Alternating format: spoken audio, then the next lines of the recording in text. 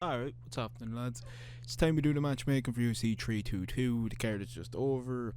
The two main events were complete domination. To me, again, it was 5 in the morning, me struggling to stay awake because the fights just did not get the interest out of me because of how late it was. But they were complete domination, great performance by Islam, great performance by Valentina. Valentina clearly proved that Jiang is too short.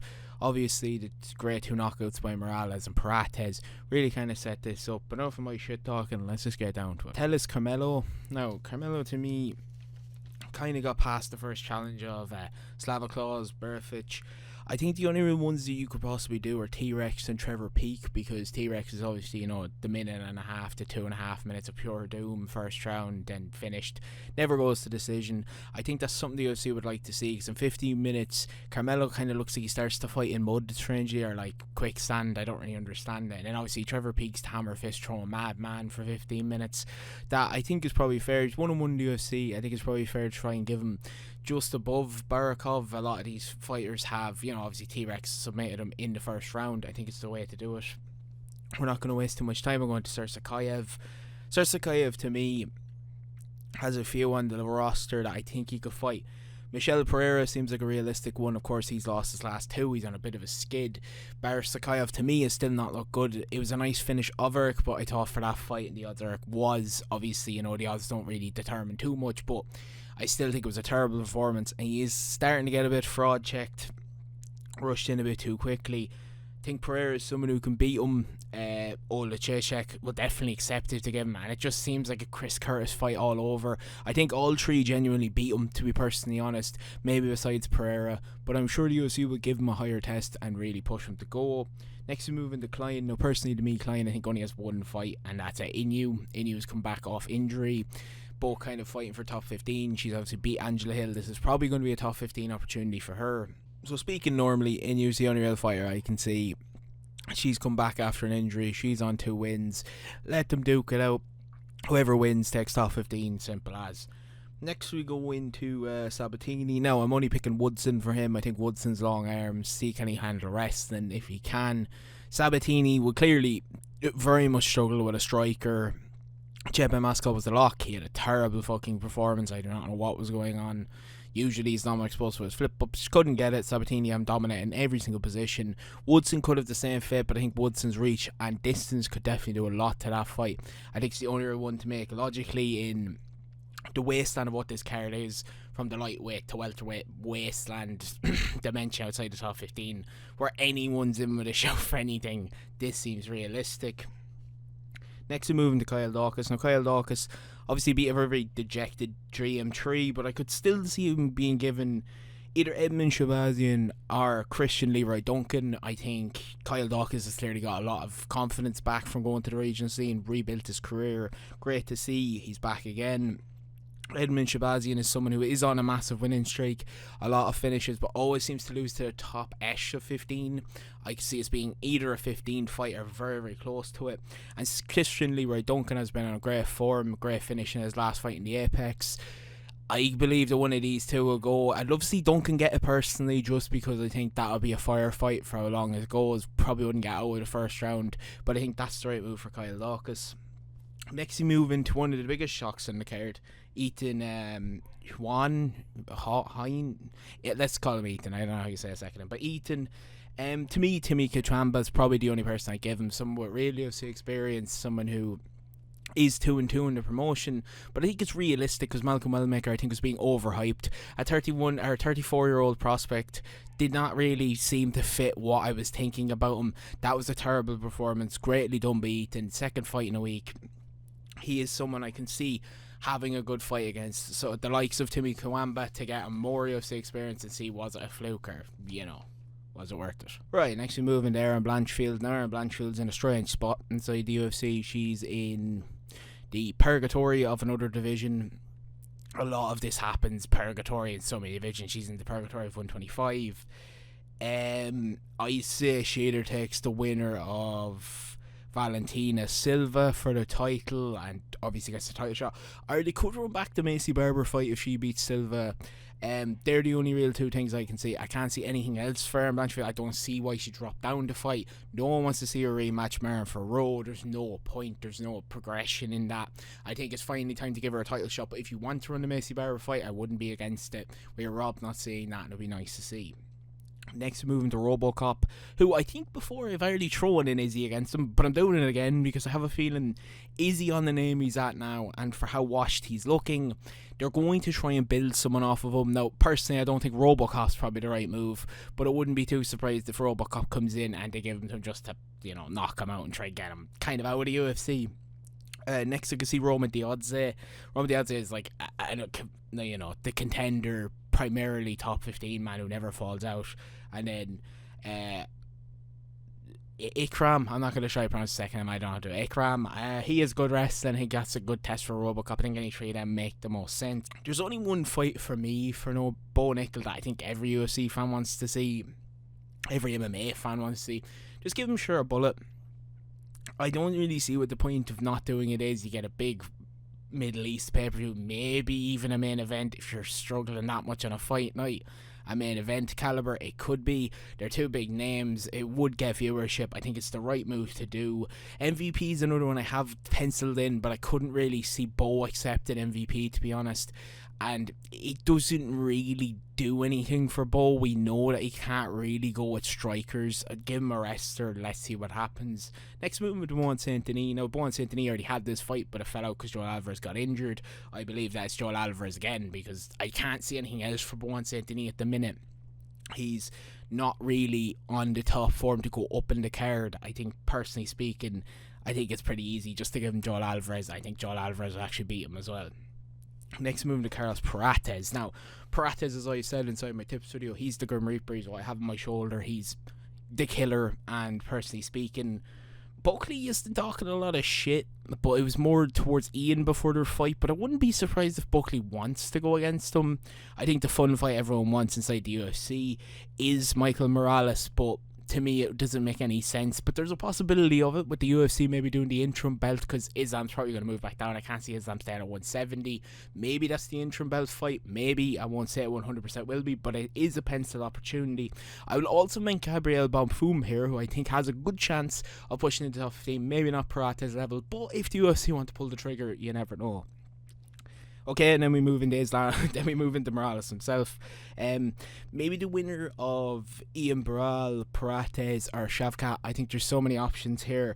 I personally think Prates, now that I think about it, for an interim belt makes the most sense for what the fans want to see. Knockout potential. Just have interesting fights. The UFC has been slipping a bit this year. They've made good cards to the UFC fan base, but outside of it, they've been slipping with the amount of grappling. The casuals don't like to see it. They want to see knockouts. They want to see what's going on. They're not going to sit here and watch crotch sniffing or whatever they call it. So maybe this is the fight to make for a massive UFC card. But we're moving to Val. Of course, I said, everyone knows it's going to be Silva or Erin. There's no real point I talked about in the Erin point. She'll probably beat both of them and regain the belt, because she probably is the best women's fighter in the UFC at the minute. And that's it. Oh, Kayla Harrison could drop down. Or she could move up and fight Kayla Harrison. She would get absolutely dominated at 135 by Kayla Harrison. The simple fact, I don't think she will. But she called it. You never know. Next, we move to Islam, and it's Ilya. If it isn't Ilya, then someone's looking someone, no one knows who, but it has to be Ilya now. This is the biggest, most anticipated fight. 27-1 fighting. I don't know Ilya's record off the top of my head. I think it's 17-0. Could be wrong. I'll correct myself if I am. But these two have to go against each other. Knockout artist versus the Russian wrestler. Two boys don't really like each other already. There's been some early beef. Let's go for it. Let's just get it done. You could even put John Pork on the card. You could put Shara Bullet on the card. You could put, realistically, all the Russians against everyone else. And you could really just build it being that whole card.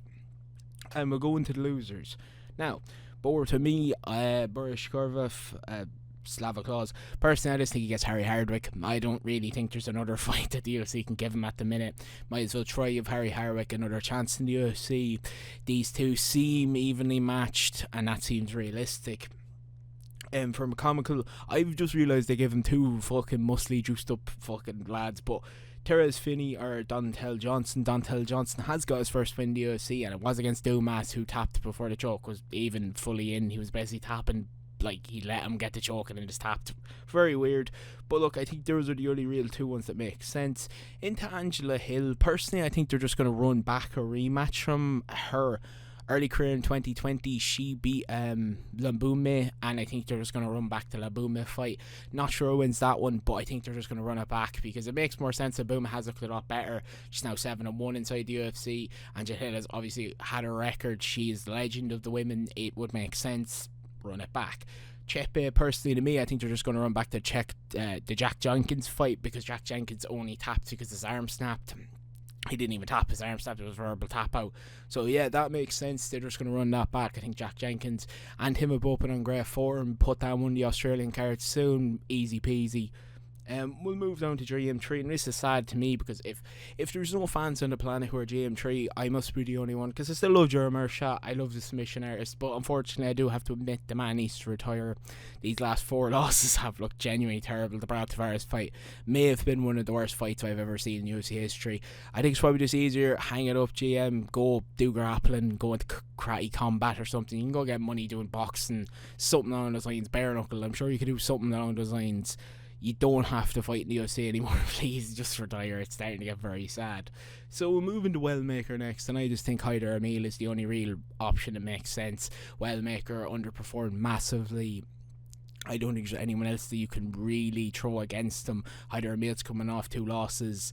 Really just a battle of who keeps the contracts, just kind of who stays in the UFC. Hyder Emil is a big enough name. If Wellmaker comes out and lands the only one punch that he's able to throw for one-dimensionally, he will end the fight because Hyder Emil's chin is gone. So easy as that. Next we move into Cortez. Now personally I think she's going to get Eileen Perez, because Perez has been calling for this fight for about fucking half a year, so I'm not really sure, maybe even longer than that, maybe a year and a half. I'm not sure why the UFC haven't pulled the trigger on that one. I think it's the only realistic fight to make now. I don't really think there's any other point of making anything else happen. So next we move into Kopylov. Now he's 6-5 inside the UFC. He's really had a drop off. Paulo Costa kind of upset this whole rhythm. Personally to me now, as we're kind of looking at it, I'm not really sure who to give him. I'd probably just give him Iron Turtle, maybe Jung Park, Calvin Gastelum. Don't really think there's anything else left for the man inside the division. Maybe moving down if he's able to, but he's a big 185er. He's kind of close to a 205. I couldn't really see him being able to get any other fights inside this division. All his hype is kind of gone. He looked poor again against Robocop. He really is very one-dimensional once you figure out the game plan. It's easy enough to beat.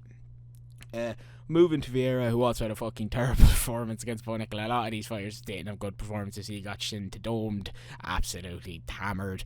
So for being realistic, I think Cesar Almeida is probably the most realistic. Cesar Almeida has 2 wins, 2 knockouts. Simple enough. He could struggle with a black belt. I think that's the most realistic one at this point. I don't think there's anything else. Next, going to Brel Dayush. Now personally I just want to see Benny retire. That's 3 losses now. I know it's to Charles, Armin and Bon Saint-Denis, but it just kind of proves your career stuck in the mud. Like, he was able to beat Meccano because Meccano gassed before him. He's stuck in the mud. There's no real point. Just hang it up. Benny seems like a nice person. Brel Dayush seems like a sound guy. Might as well just retire. All the best in the future. I just wouldn't say there's any point. Karate combat are still higher, and I'm sure you could go do grappling. There's so many things outside of the UFC now that isn't MMA that you could still go make money at. I'm sure you could even do power slap if you want. I'm sure Dana would let you. So I think that's just the realistic move. Then we go to Sean Brady, who personally, I think there's 2 options here. I think he either gets Shavkat or JDM. I don't think there's anything else. I think Jack Della probably makes the most sense, but if Shavkat comes back healthy, I don't think he can walk straight into a title shot. I think he'll have to be another contender after being gone for so long. Personally speaking to me, I think JDM makes the most sense. Try him with another wrestler. Maybe the Baral Muhammad one was just Baral Muhammad being Baral Muhammad. Who knows? Try him with another wrestler. See, can he really keep up on his feet? And if he can, I think JDM wins that. We move into... Sorry, I've actually skipped Zhang. Sorry, we move into Zhang. She's just going to move back down and beat Mackenzie Dern. I genuinely have nothing else to say here. She wins it easy, cleans it, probably 5-0, takes the belt back, simple as that. And yeah, we'll move into JDM himself. Now, personally speaking, I think JDM is maybe rolling up a fight against, like as I said, I think it's Sean Brady. But Ian and him have had words. They've talked to each other for a bit of time. Ian has said how bad his performance was. Ian has tried to feed him M&Ms, blah blah blah, because he was the cover up for the title fight. He was the backup. Do you usually have another rivalry there? I really have to start tapping into these to get more viewership at this point, for how kind of poor the product's been this year. It's not been an overall great year. Can make that fight happen. I think it would be very interesting to see it. Ian doesn't have spectacular grappling that I think Gary could easily get out of, or I think Jack Della could easily get out of. And yeah, I think that's going to be the matchmaking video anyways. But if you did enjoy, please hit the like button. I will make more of these once there's a big numbered card. There's no point after a fight night. I've struggled a bit on this one because this is the purgatory of lightweight and welterweight, the two divisions where if you're not in the top 15 you might as well be in the fucking shadow realm. But anyways, everything I've said, and I'll see you next one. Peace.